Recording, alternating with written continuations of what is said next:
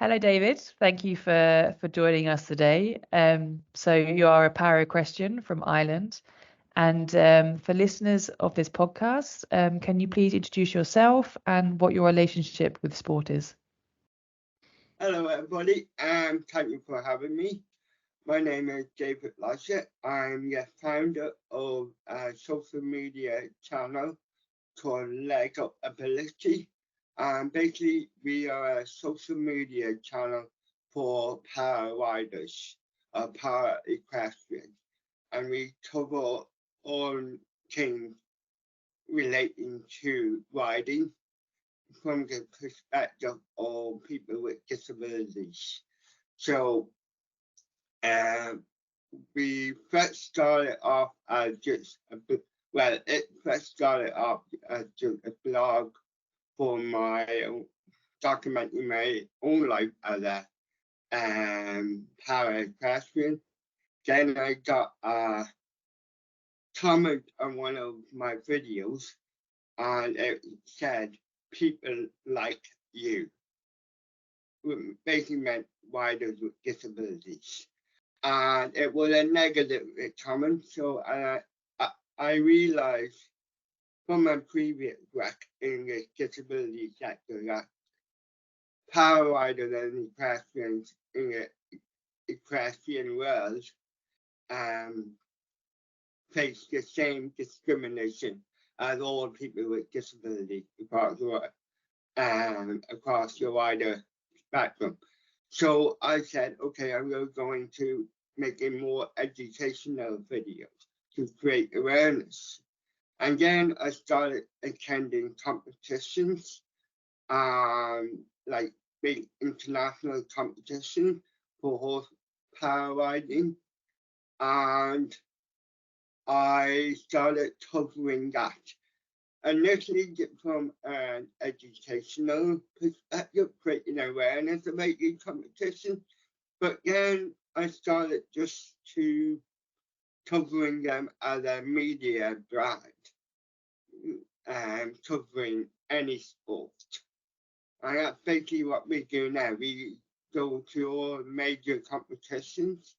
Last year, I attended 3 international competitions in the UK and 1 European Championships in Germany. And then I just had my first international competition last week back in the UK. Thank you for explaining, your current relationship with sports, particularly so horse riding. Have you always been interested in horse riding? When did you start partaking in the sport? I started in horse riding about 10 years ago.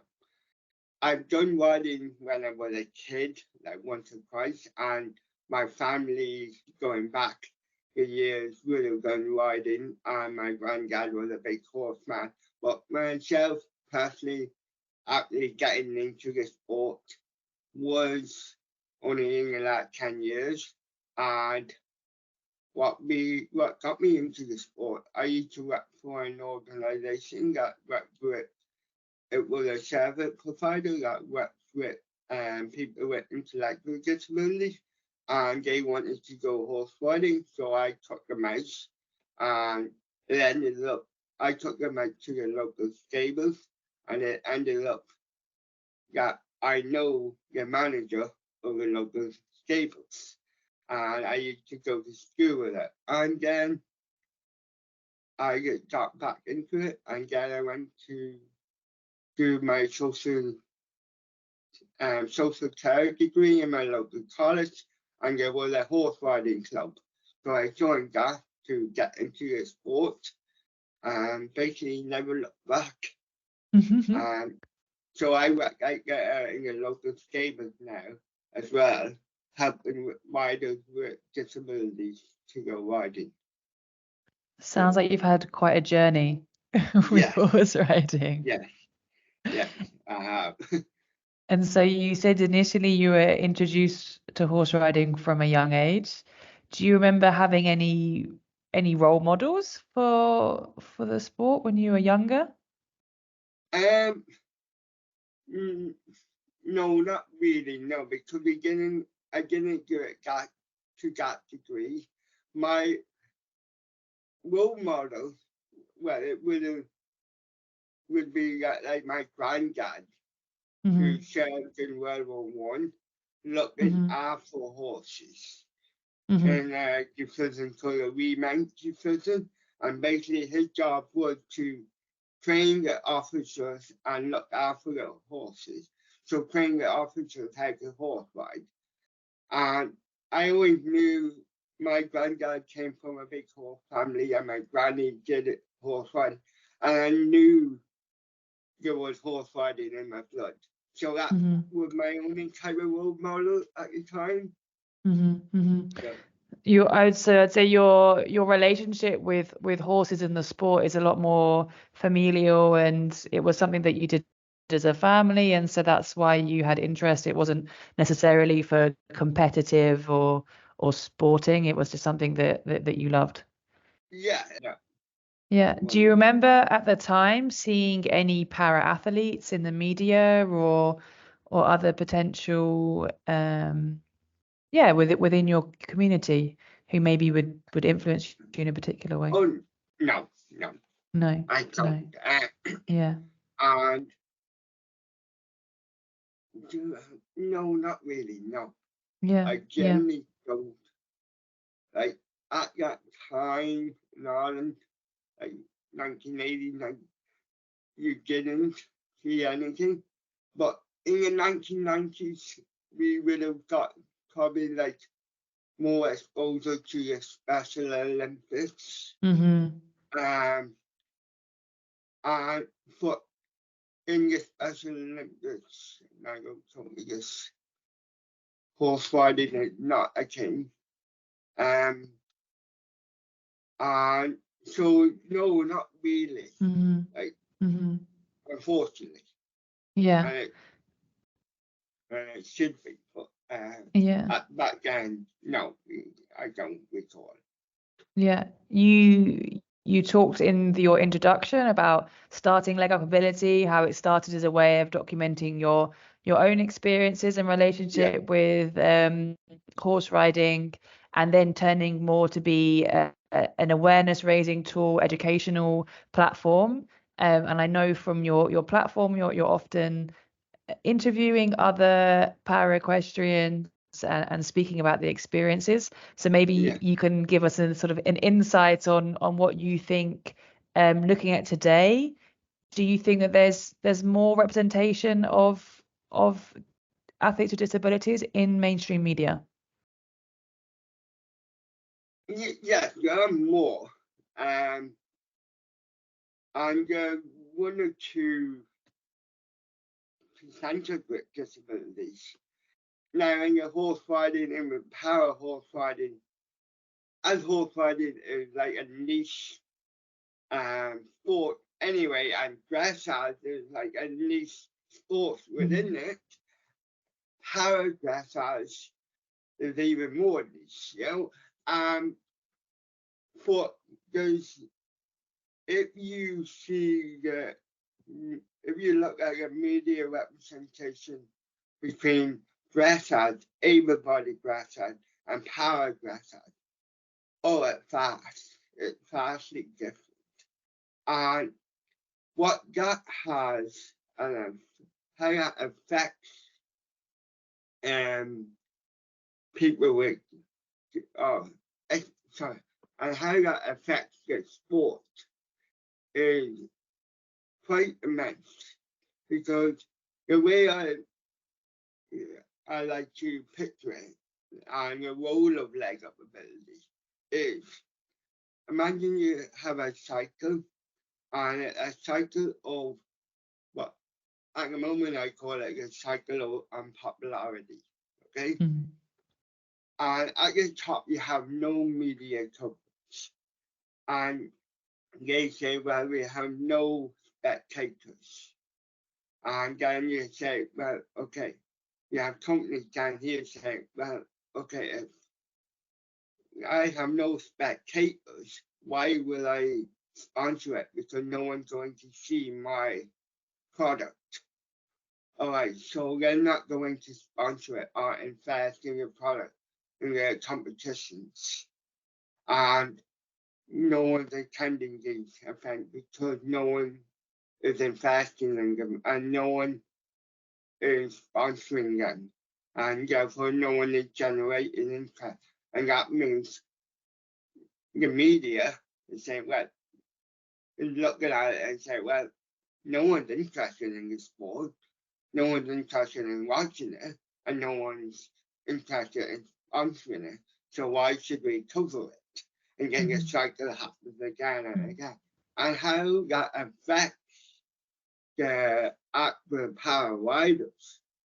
I was at a competition, very good competition. You had an able-bodied competition and a power competition at the same time in the same event, same equestrian center, and like they were all big players. The winner of the able-bodied competition won, I think, 30 grand plus. The winner of the power side of it, the power competition, and remember the equivalent. How much do you think she won? 10,000? 3,500. Oh wow, yeah, big difference.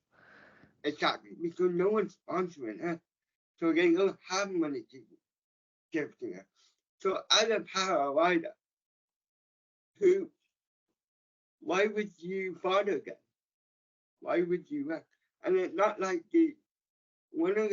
so what I feel like Legup Ability Media is to break that cycle by providing media coverage that people like you who mightn't have any notion of the sport might start watching it and go, yeah. And then company might say, well, Rachel and her friends and a million other friends, whatever, are watching this. I'm going to place my product here and then give them prize money. So that's the dream of Legup Ability. And the other idea I want to break as well is you have the likes of Carl Heston, who is a major international dressage rider, great guy, he's professional, he works damn hard at his sport, and he's an athlete. And people in the sport, spectators, would revere him because he's an athlete, right? I have friends who are at the same level of him, who work just as hard, go out 3 or 4 times a week, training their horses, working their horses. They're not like going out and riding, they're going out and training. Yet they would not get the same type of media exposure, the same kind of funding or prize giving and Carl Heston would, only because they're power equestrians. That's why we need media to cover this or to break that cycle. That's the importance of media. How has your relationship been with journalists and mainstream media? Do you see them taking steps? Yes, like the last competition I went to, there were 2 other cameras. But the problem with them is they film the round in the main arena, and that's it. They don't go out and interview your riders. I know that it's not your job, maybe. I'm not saying that.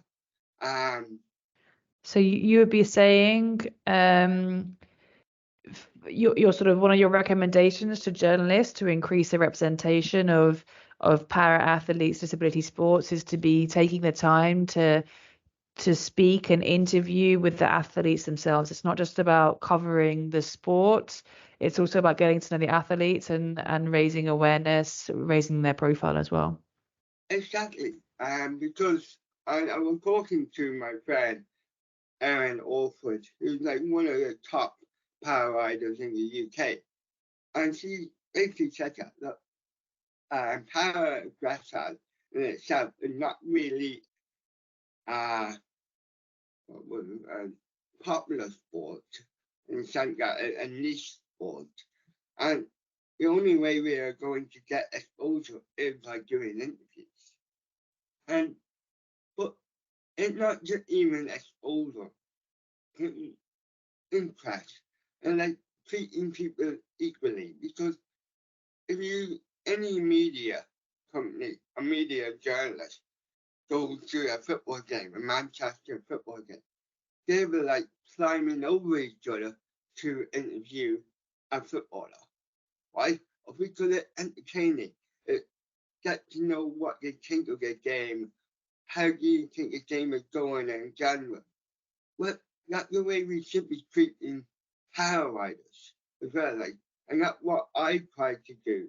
I try to ask some questions that a journalist without a footballer. So, how do you think your end went? Where do you think you should change things? Just basic, normal, everyday questions. It's not just disability. It's their sport, it's their profession, it's their passion, what they put into it. And that is the only way we can generate interest. Because we need to look at this as an entertainment, a form of entertainment. And to add to that, we need to know what riders think. All right, what do you think of this season?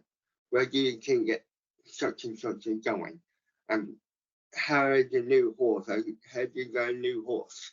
How do you think he's coping with this international? Those are the type of questions that generate interest and in the bigger, wider picture. And we need journalists to ask those questions. Now, on the flip side to that is we need training to, or we need to provide training to power riders, because some power riders aren't used to all the attention, and maybe some power riders, due to their disability, mightn't be able to comprehend or deal with the pressure of doing an interview. And likewise, we need to teach journalists how to talk to people with disabilities and be aware of it. But we need to look at power attraction sport, and any sport related to power is not as a sport, not as a sport that is used for therapy or used the disabled, that or it's not a real sport. You know, we need to look at it as a form of entertainment, just like footballers, just like swimming it. People watch this sport because they get excited about it. And that's what the role of the journalist is, to generate excitement about this sport. And that's does that answer your question? Thank you very much. I think you ended with some very strong recommendations there about treating, well, I think first of all, recognizing para sports as a form of entertainment or elite sport for what it is. As you say, it's not just a form of therapy, but it's on the same stage as other elite sports, treating athletes as athletes. It's not the biggest part of their identity is not the disability, but they're there for a sport, an elite sport. It's about asking them the same questions as you would any other athlete who's at the top of their game. I think it's also, you sort of maybe touched around it, but I think also you yourself as someone with a disability, having you on that platform as a journalist, that's also another aspect of the mainstream media that's important to acknowledge here, that that people with disabilities also have a chance to be making the media about sports. And also, as you say, having the access to training for journalists in the media to make sure that people are communicating the right way around disability sport. So, and I hope that through this SIMS project, we'll do some of these things, help to bring forward these recommendations that you have and see some change. Thank you very much for joining us today.